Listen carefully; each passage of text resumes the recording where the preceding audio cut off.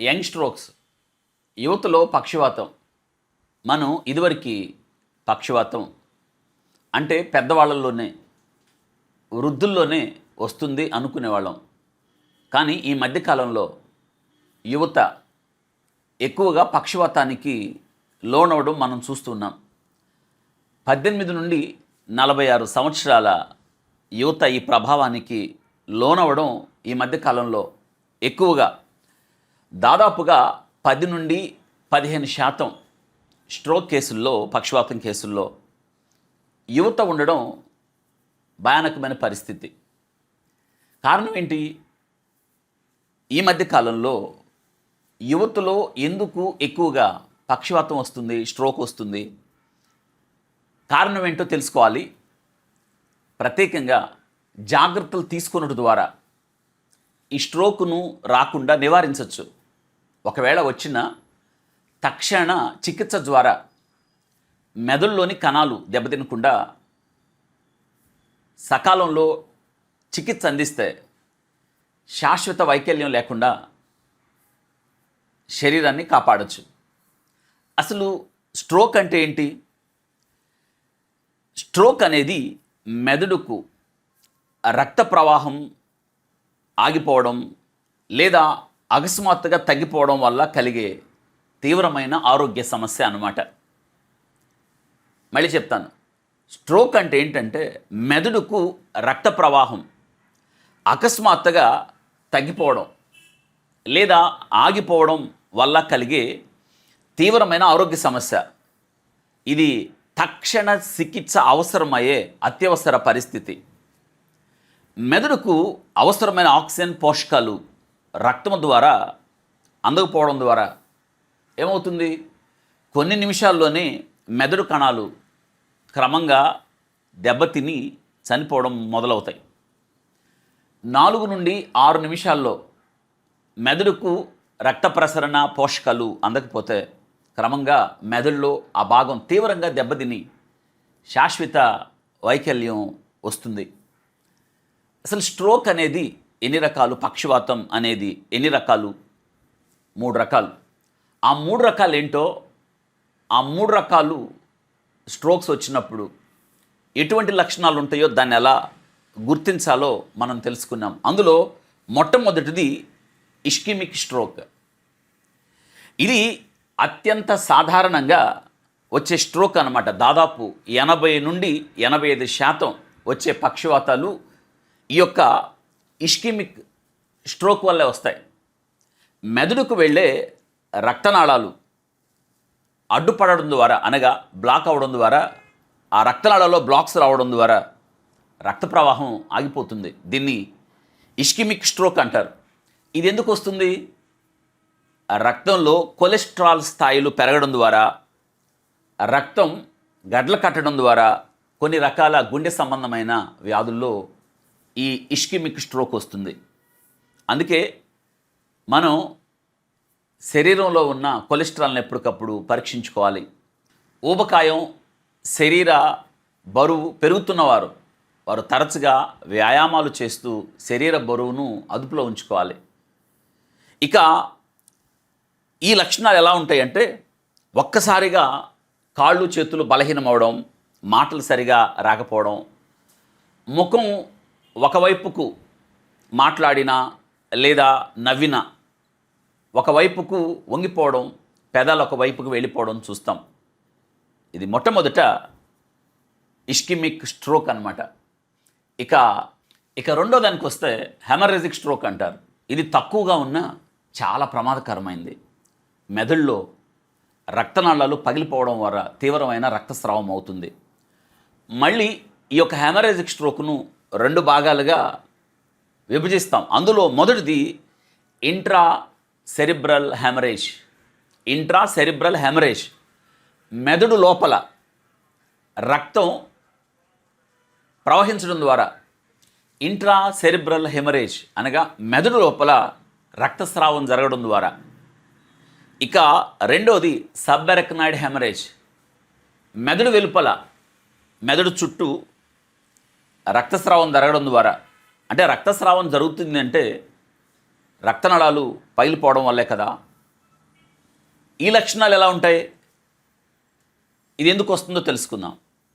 రక్తనాళాలు పగిలిపోయేంత అంటే ఖచ్చితంగా బీపీ అంటాం కదా, రక్తపోటు హై బీపీలో, తర్వాత రక్తనాళాలు బలహీనమవడం ద్వారా, లేదా తీవ్రమైన గాయం తల కావడం ద్వారా ఈ సెరిబ్రల్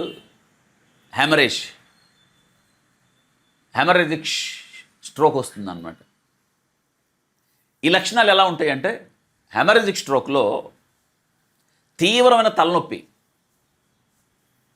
వాంతులు, స్పృహ కోల్పోవటం జరుగుతుంది. ఇది రెండో రకం హెమరేజిక్ స్ట్రోక్. ఇక మూడోది ట్రాన్సియంట్ ఇస్కిమిక్ స్ట్రోక్, TIA అంటారు, ట్రాన్సియంట్ ఇస్కిమిక్ స్ట్రోక్. దీన్నే ఇంకొక పదం కూడా పిలుస్తారు. దీన్ని ఏమంటారంటే మినీ స్ట్రోక్ అంటారు. మినీ స్ట్రోక్ తాత్కాలికంగా మెదడుకు వెళ్ళే రక్త ప్రసరణలో తాత్కాలిక ఆటంకాలు ఏర్పడి తర్వాత పునరుద్ధరించబడుతుందన్నమాట. తాత్కాలికంగా ఆటంకాలు రక్త ప్రసరణకు ఏర్పడి తర్వాత వెంటనే కొద్దిసేపటికి పునరుద్ధరించబడుతుంది. దీన్ని TIA, ట్రాన్సియంట్ ఇస్కిమిక్ స్ట్రోక్ అంటారు. ఇది కూడా రెండు రకాలు. అందులో మొదటిది ఏంటంటే థ్రాంబోటిక్ స్ట్రోక్. మెదడులో రక్తంలో గడ్ల కట్టడం ద్వారా వచ్చే స్ట్రోక్. అందులో ఈ ట్రాన్సియంట్ ఇస్కిమిక్ స్ట్రోక్లో వచ్చే మొదటిది థ్రాంబోటిక్ స్ట్రోక్ అయితే, రెండోది ఎంబోలిక్ స్ట్రోక్. అంటే శరీరంలో ఎక్కడైనా గడ్డలు రక్త ప్రవాహం ద్వారా మెదడుకు వెళ్ళే రక్త ప్రసరణను అడ్డగించడం ద్వారా వచ్చే స్ట్రోక్ రెండోది అనమాట. ఇది తాత్కాలికంగా రక్త ప్రసరణను ఆపి కొన్ని నిమిషాల్లోనే మళ్ళీ రక్త ప్రసరణ పునరుద్ధరించబడేటట్టు చేస్తుంది.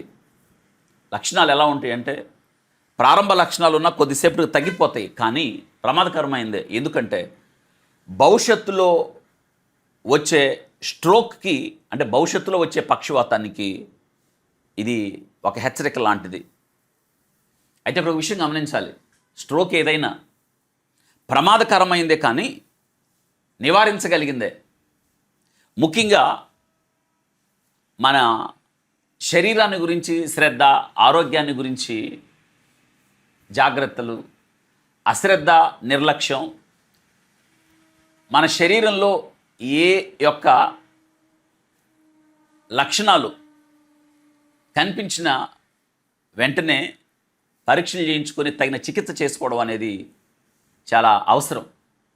అసలు యువతలో ఎందుకు ఈ మధ్యకాలంలో పక్షవాతము, చిన్న వయసులో ఎందుకు ఈ బారిన పడిపోతున్నారు అని మనం ఆలోచిస్తే, అందులో మొట్టమొదటిది మారిన కాలం యొక్క పరిస్థితులు, జీవన విధానం, మనిషి ఆలోచించే తీరు.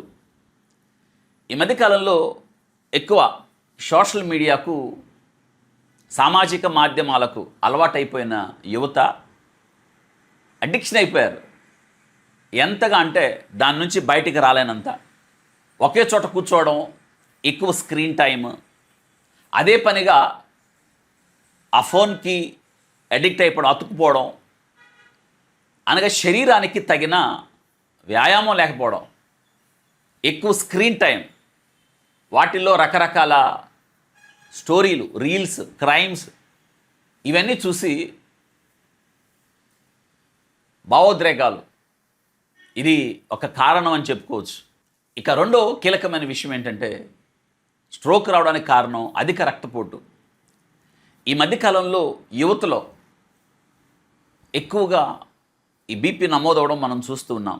ఫాస్ట్ ఫుడ్స్, బయట దొరికే ఆహార పదార్థాలు, అందులో వాడే నూనెలు వేరు, అక్కడ వాటిని ప్రిజర్వ్ చేయడానికి వాడే ఉప్పు, యువత ఎక్కువగా ఫాస్ట్ ఫుడ్స్కి అలవాటు పడిపోవడం,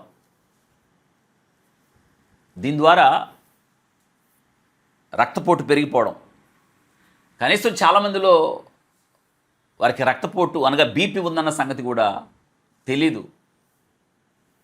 ఇది స్ట్రోక్స్కి దారితీస్తూ ఉంది. ఎక్కువ బీపీ పెరిగిపోవడం ద్వారా రక్తనాళాలు బలహీనం అవుతుంది. అదే రీతిగా కొలెస్ట్రాల్ పెరిగిపోతున్నప్పుడు, కొవ్వు పదార్థాలు పెరిగిపోతున్నప్పుడు గడ్డలు ఏర్పడతాయి. తద్వారా ఈ గడ్డలు మెదడుకు వెళ్ళే రక్త ప్రసరణ ఆటంకపరుస్తాయి. ఇది ఇండియాలో చాలా ఎక్కువగా ఉంది. ఇక రెండోది ఏంటంటే డయాబెటీస్. షుగర్ ఎంత ప్రమాదకరమైందంటే, షుగర్ ఉందని కూడా తెలియదు చాలామందికి. షుగర్ వల్ల రక్తం చిక్కగా అవ్వడం, అధిక షుగర్ లెవెల్స్ రక్తనాళాలను దెబ్బతీస్తూ గడ్డలు ఏర్పడడం, ఇవి రక్త ప్రవాహాన్ని అడ్డగించి స్ట్రోక్స్ని కలుగజేస్తాయి. హైపోటెన్షన్ అనగా బీపీ, డయాబెటీస్, మధుమేహం, ఈ రెండు ప్రభావితం చేస్తే స్ట్రోక్ రావడానికి జాగ్రత్తగా ఉండాలి. ఇప్పుడు వయసుతో సంబంధం లేకుండానే చాలామంది యువత స్ట్రోక్ లోనవ్వడం మనం చూస్తూ ఉన్నాం. ఇక మూడోది అధిక శరీర బరువు, ఊబకాయం. నేటి దినాన చాలామంది వారు ఉండాల్సిన బరువు కన్నా ఎక్కువ బరువు ఉన్నారని తెలిసినా కూడా చర్య తీసుకోకపోవడం, శ్రద్ధ తీసుకోకపోవడం, ఆరోగ్యం ఎడల నిర్లక్ష్యం, కొలెస్ట్రాల్ పెరిగిపోవడం, దీంతోపాటు వాళ్ళకి తెలియకుండానే బీపీ, షుగర్ ఉండడం, ఇవి కలిపి శరీరం మీద తీవ్రమైన ప్రభావాన్ని చూపి పక్షవాతం రావడానికి ఎక్కువ అవకాశం ఉంటుంది. ఇక ఆహారపు అలవాట్లు, మారిన జీవనశైలి, పనివేళలు, ప్రత్యేకంగా ఈ యంగ్ స్ట్రోక్స్ సాఫ్ట్వేర్ ఇంజనీర్స్లో ఎక్కువగా చూస్తూ ఉన్నాం మనం. ఎందుకంటే వాళ్ళకి షిఫ్ట్ డ్యూటీలు ఉండడం, అర్ధరాత్రి ఆహారపు అలవాట్లు, అర్ధరాత్రి ఫాస్ట్ ఫుడ్స్, అర్ధరాత్రి బిర్యానీలు, ఇవి అలవాటైపోయాయి. సిటీ కల్చర్లో వారు ఏం తింటున్నారో, ఎప్పుడు తింటున్నారో, ఆహారం తినే సమయాలు పాటించకపోవడం, ఈ మధ్యకాలంలో సాఫ్ట్వేర్ రంగంలో ఈ స్ట్రోక్స్ ఎక్కువ నమోదవడం మనం చూస్తూ ఉన్నాం. దురలవాట్లు, స్మోకింగ్, డ్రింకింగ్, మత్తు పానీయాలు తీసుకోవడం, ఈ స్మోకింగ్ వల్ల రక్తం చిక్కబడుతుంది, స్ట్రోక్ రావడానికి ఎక్కువ అవకాశం ఉంది. కొన్ని రకాల గుండె సంబంధిత వ్యాధులు, వాటి వల్ల కూడా స్ట్రోక్స్ రావడానికి అవకాశం ఉంది. ఫ్యామిలీ హిస్టరీ ఉన్న స్ట్రోక్ రావడానికి అవకాశం ఉంది. Hormonal tablets, contraceptive methods, pregnancy రాకుండా కొంతమంది ట్యాబ్లెట్స్ వాడుతూ ఉంటారు, వాళ్ళలో కూడా స్ట్రోక్ రావడానికి ఎక్కువ అవకాశం ఉంది.